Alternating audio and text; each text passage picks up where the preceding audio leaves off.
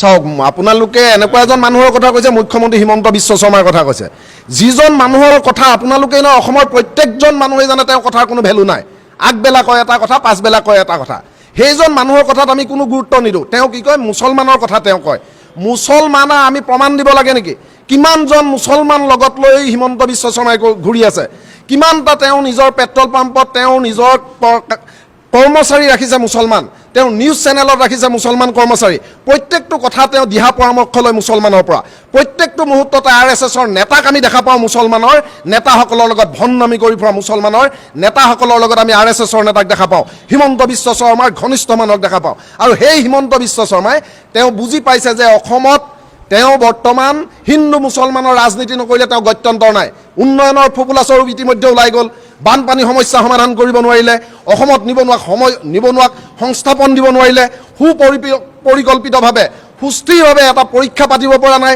মেট্ৰিকেই পাতক বা হাই ছেকেণ্ডেৰীয়ে পাতক বা পুলিচৰে লোৱা লওক, UPSC চাকৰি হওক, প্ৰত্যেকটোতেই কেলেংকাৰী। আৰু এই কেলেংকাৰী বিষয়টো যদি আপোনালোকে তদন্ত ভালদৰে কৰিবলৈ যায়, ঘূৰি পকি গৈ ক'ত পৰেগৈ? হিমন্ত বিশ্ব শৰ্মাৰ নিজৰ মানুহৰ তাত। আৰু সেই মানুহ কোন থাকে? মুছলমান এটা নহয় এটা থাকে। এই প্ৰত্যেকটো বিষয় হিমন্ত বিশ্ব শৰ্মাই ডাইভাৰ্ট কৰি আছে। মাথো তেওঁ পত্নীৰ যিবিলাক সম্পত্তি, অগাধ সম্পত্তিৰ যিবিলাক ওলাইছে বৰ্তমান তথ্য, তথ্য উন্মোচন হৈছে, তেওঁ ক'ত কেৰেলালৈকে তেওঁ ক'ত কিমান কি লৈছে, তাই সেই তথ্যবিলাক লুকুৱাবৰ বাবে তেওঁ আবুল তাবুল বকিছে। চাওক, আমি এইটো নীতি আমি স্বীকাৰ কৰি মানিম যে অনা অসমীয়াই মাটি সম্পত্তি ল'ব নোৱাৰিব। সেইখন আইন তুমি বনোৱা। অনা অসমীয়াই মাটি সম্পত্তি ল'ব নোৱাৰিব। ৰাজস্থানৰ মানুহে ইয়াত মাটি কিনিব নোৱাৰিব, বিহাৰৰ মানুহে ইয়াত মাটি কিনিব নোৱাৰিব, এই তেলেংগানাৰ মানুহে ইয়াত মাটি কিনিব নোৱাৰিব। তোমালোকে তেনেকুৱা আইন বনোৱা। উৰিষ্যাৰ মানুহে মাটি কিনিব নোৱাৰিব, সেই আইন বনোৱা। গোটেই তেলেংগানাৰ মানুহ আহি মাঘেৰিটাত দম হৈ গ'ল। কি কৰিছে? একোৱে কৰিব পৰা নাই। তেওঁ মাথো হিন্দু মুছলমানৰ ৰাজনীতি লগাব বিচাৰিছে। পাহৰি গৈছে এইখন অসম কাৰ? শংকৰ আজানৰ অসম হয় এইখন অসম, কিন্তু দীনদয়াল উপাধ্যায়ৰ অসম নহয়। এইখন অসম হিমন্ত বিশ্ব শৰ্মাৰ বাপেকৰো নহয়, আৰু ৰিণিকী শৰ্মা ভূঞাৰ লগত অনা অসমো নহয়। এইখন অসমীয়া জনসাধাৰণ জাগিছে, জাগিব, আৰু এই আহিবহাগৰ পৰা আৰম্ভণি হৈছে। চাওক, আমি এই বিষয়ে কেনেকৈ ক'ম? আজি অসমৰ বাহিৰত এটা সংগঠন আছে নেকি অসমীয়াৰ? কওক। ভোজপুৰী বিহাৰৰ, মই বিহাৰ বাদেই দিলোঁ, আমাৰ গাতে লাগি আছে পশ্চিমবংগত আছে নেকি অসমীয়া এটা সংগঠন? লগত লাগি আছে উৰিষ্যাত আছে নেকি এটা সংগঠন? অসমীয়াটো এটা সংগঠন নাই।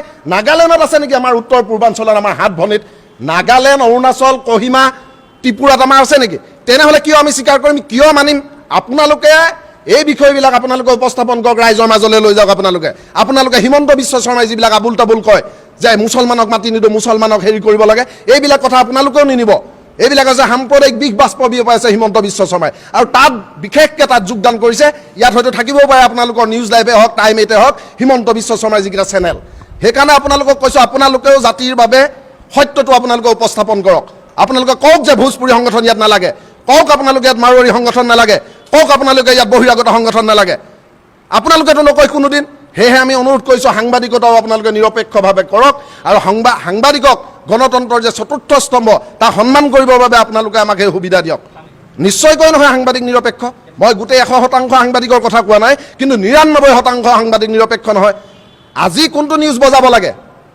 যি মুহূৰ্তত জোনমণি ৰাভাৰ মৃত্যু হৈ গ'ল, ইয়াত এইখন নগাঁৱত জোনমণি ৰাভাৰ মৃত্যু হ'ল, গোটেই অসমৰ জনসাধাৰণ স্বতঃস্ফূৰ্তভাৱে ওলাই আহিলে যে আমাক ন্যায় লাগে, এগৰাকী অসমীয়া ছোৱালী মৰি গ'ল, ন্যায় লাগে।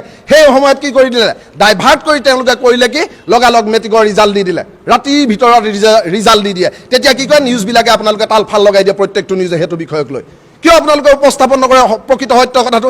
কিয় এই মুহূৰ্তলৈকে নিউজে এতিয়ালৈকে দেখুওৱা নাই ৰাইজক কেৰেলাত থকা হোটেলখন অৰিজিনেলি ৰিণিকী শৰ্মা ভূঞাৰ নহয় বুলি বা হয় বুলি? কিয় আপোনালোকে নেদেখায় ৰাইজক?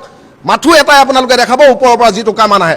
যেতিয়া আপোনালোকক হিমন্ত বিশ্ব শৰ্মাই এনেকৈ বুম ধৰি থাকোঁতে আপোনালোকে প্ৰশ্ন সোধোতে সাংবাদিকক কয় যে তোৰ মালিকক ক'ব লাগিব নেকি, তই মদ খাই আহিছ নেকি, তেনেকুৱা ধৰণৰ যেতিয়া কথা কয় সাংবাদিকে নিৰ্ভীকভাৱে তেতিয়া ক'ব লাগিছিলে, আপুনি মোক টেষ্ট কৰক, মই মদ খাই আহিছোঁ নেকি?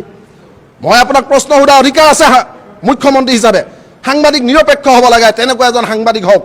পৰাগ কুমাৰ দাসৰ নাম লৈ পৰাগ কুমাৰ দাসৰ সাংবাদিকৰ সেই বঁটা কাৰোবাক দি লাভ নাই। প্ৰকৃতাৰ্থত তেওঁৰ নিচিনা এজন সৎ সাংবাদিক হওক। আমি কামনা কৰোঁ, আশা কৰোঁ অসমৰ যিসকল সাংবাদিক আছে তেওঁলোকক আমি কামনা কৰোঁ আপোনালোকে সৎ পথলৈ আহক, যিটো সত্যতা তাক আপোনালোকে ৰাইজৰ মাজত দেখাই দিয়ক বুলি আমি